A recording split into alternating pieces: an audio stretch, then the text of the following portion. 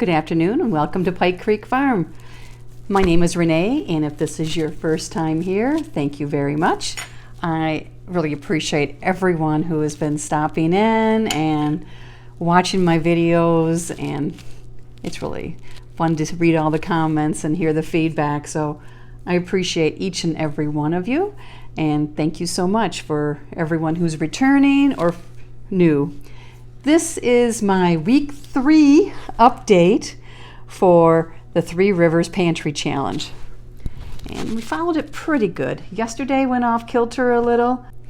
I went to a Mennonite store yesterday that is about 25 miles away from us because they had chicken breasts, get boneless, skinless chicken breasts by the 40-pound case for $1.29 a pound.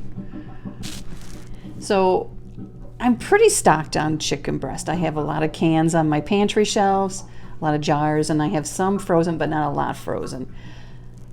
But they had mentioned that he was getting this batch in, then his next prices were going to be higher. So I thought, I'm going to grab it because we're going to eat it. I go through at least a jar or two of chicken breast every week because I take it for my lunches and everything. So I went to grab 40 pounds of chicken. 6 miles down from there is the large Mennonite store that I go to, and I didn't want to spend much, but I did go to get some fresh veggies there and some seasoning that I can only get there. I did not stock up on meat or dry goods like I normally would when I went there, so I'll probably have to make a run back in the next month or so, after we get back to this spring. But because I was only 6 miles from it, I didn't want to waste a trip and not get the few necessities that were on my list. I spent less than $100 between both places. So that's a lot less than I would spend on groceries normally, and that included 40 pounds of meat. So even though I'm doing the pantry challenge, it's important to not pass up a deal like that because I need to keep my shelf stocked too, especially for something that is such a staple for us. And I'd like to have the chicken breast to make stir fry, and stuffed chicken breast and some different recipes that aren't canned. So I am going to be canning. Today is Sunday, back from church. We had a potluck at church, and that'll be on next week's video. But I am going to can some chicken breast today. I'm going to do raw pack, and I'm going to do some of it as chipotle chicken, which is a raw pack recipe too. It's a raw pack beef recipe, but I'm going to do it with chicken. I love taking salads for lunch, and I like tacos type salads, so I'm figuring that will be really good on top of salads, or you can just make tacos quick out of it. So most of the chicken is going to be just raw pack chicken, but I'm going to do a few jars this way to give it a try because I don't want to put a lot of effort in case I don't like it a lot. So I'm excited to do that. I love canning. So that's my Sunday. I had church, we had our annual meeting, we had a potluck, and now I'm back and I'm going to can. But first,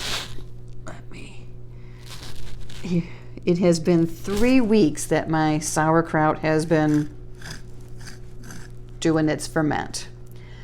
So I am going to open up one of the jars and see how it is. If I like it, the other one I might let go longer. So I thought I would do it right here when you guys are with me. Well, that was tight, which that's good. It smells sour. Smells sour. Not bad.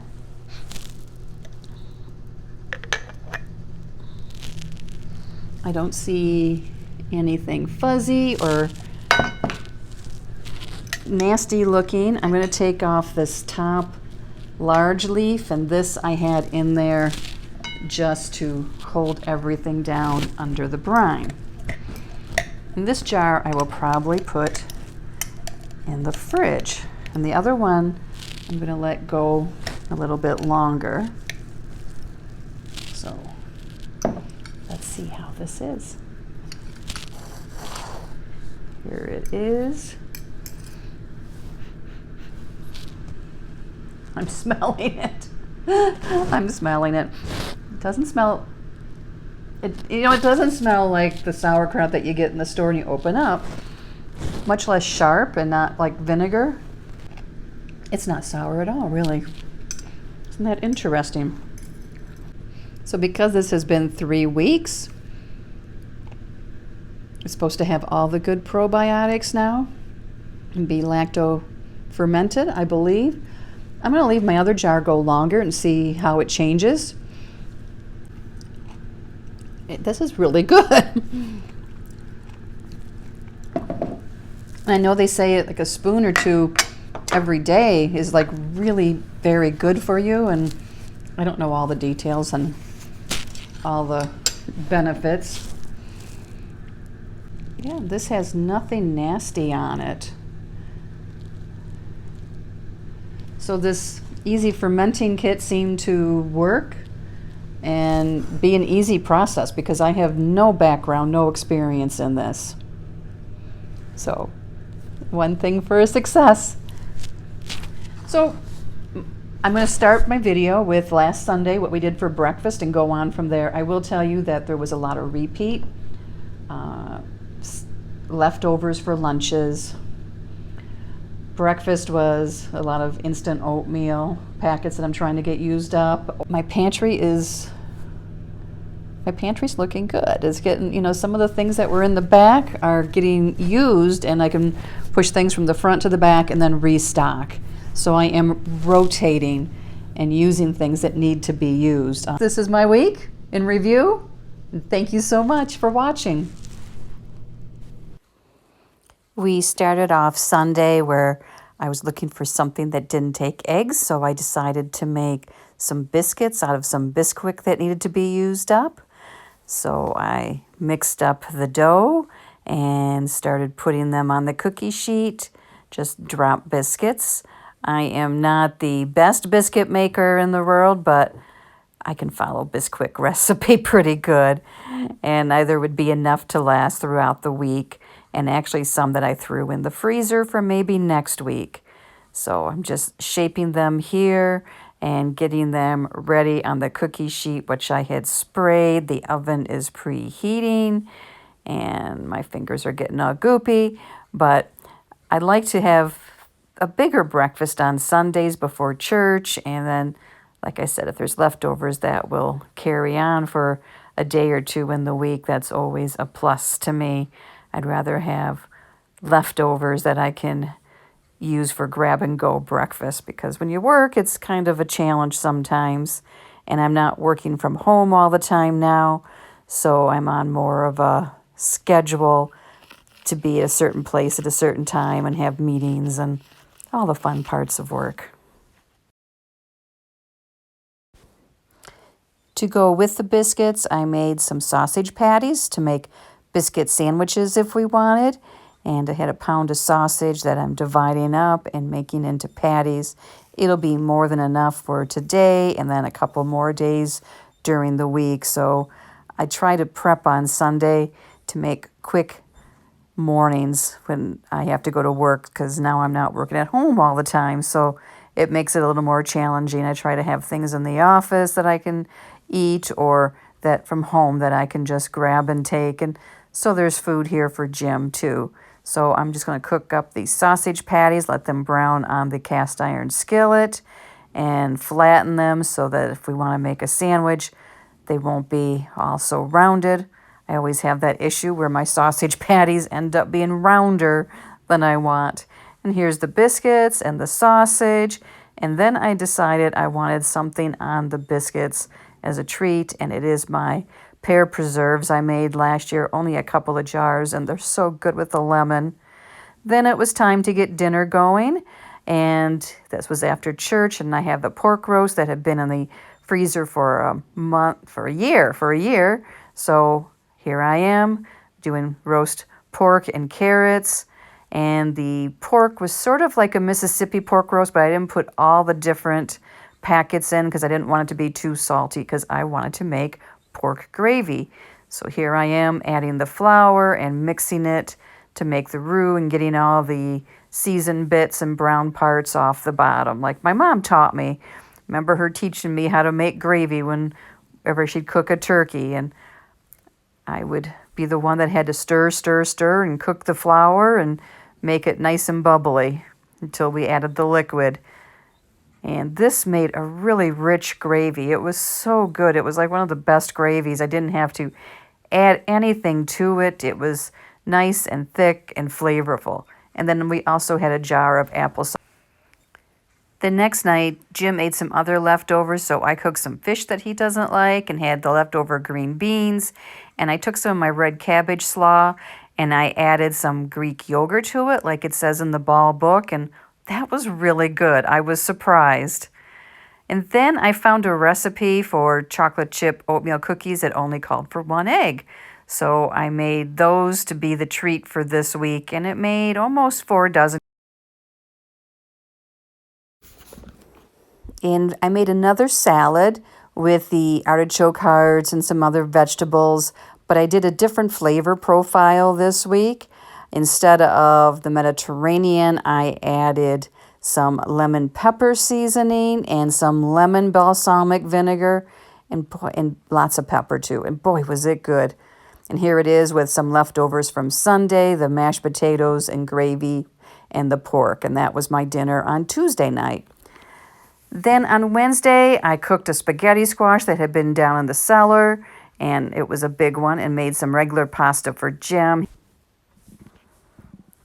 And then I was going to take some chicken thighs that I had thawed and dredge them in some Parmesan cheese and garlic and brown them in some oil that I have in the cast iron pan. It didn't stick great.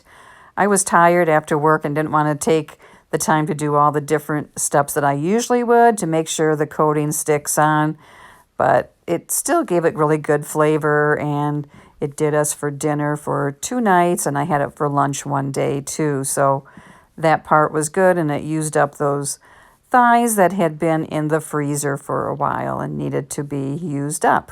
And Jim likes thigh meat. It's more tender, he feels, and has more flavor, so it worked out really well. I put some of my homemade sauce I did on Monday from the frozen tomatoes. I put that in the bottom of a 9x13, and then I am going to put the chicken on top of it. And once it gets browned on both sides, and that sauce turned out really good. It was a great way of saving tomatoes during the summer that would have just spoiled on the counter. And I threw them in the freezer, and then I had Monday off work, and I filled up the roaster and made a meatless spaghetti sauce. And I have now 11 pints down on my pantry shelf. So this chicken will go into this pan, and then I will put more sauce on top and cheese on top of that. So pretty simple. It just gotta be patient, and I was tired and didn't want to stand at the stove. Most nights I don't mind, but it was the middle of the week, and I don't know, just after the holiday slump, but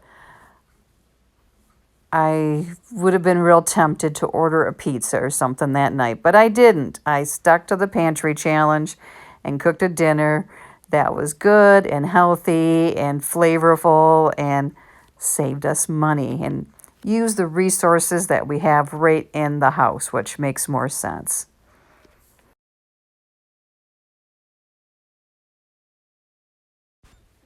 So here it is out of the oven. There's the noodles. I've made some little bit of broccoli we had, and there's the spaghetti squash. It's all tender now. And I have to flip it over and scrape out all the noodles.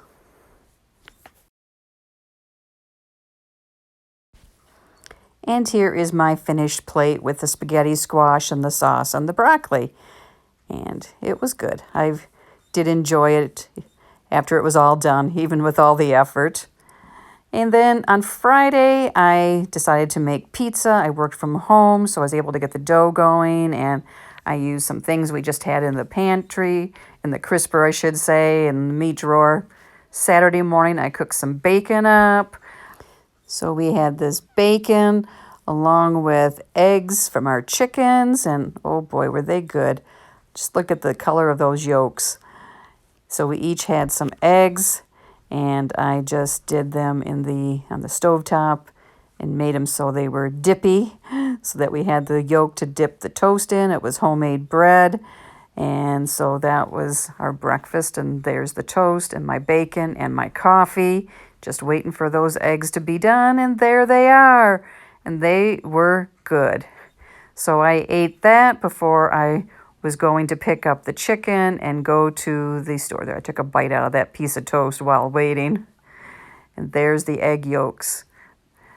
So then I went down to the Mennonite store, got our 40 pounds of chicken, and there's lots of cars there. They just kept coming in and coming in. It was a very busy place. Then at the Mennonite store down the way, I did eat lunch, and I had this salad. It's called Colorific Salad, and it's my favorite lunch to get there, and I couldn't pass it up. And they were very busy when I got there. So that is what we did for the week. And we're starting off today. I had the potluck, and I was going to cook a whole chicken then, a beer can chicken, but I'm too full, so that'll probably wait till tomorrow. If I work from home in the afternoon, I can put the beer can chicken on. And I thought I would do a video for that, for how I do beer can chicken. My family loves it, and the leftovers are great to have, to shred and for other recipes, and so they'll be working on that. And today, once we're done here, I'm gonna get to canning. So thank you so much for watching, and stay tuned for week 4 of the Pantry, the Three Rivers Pantry Challenge.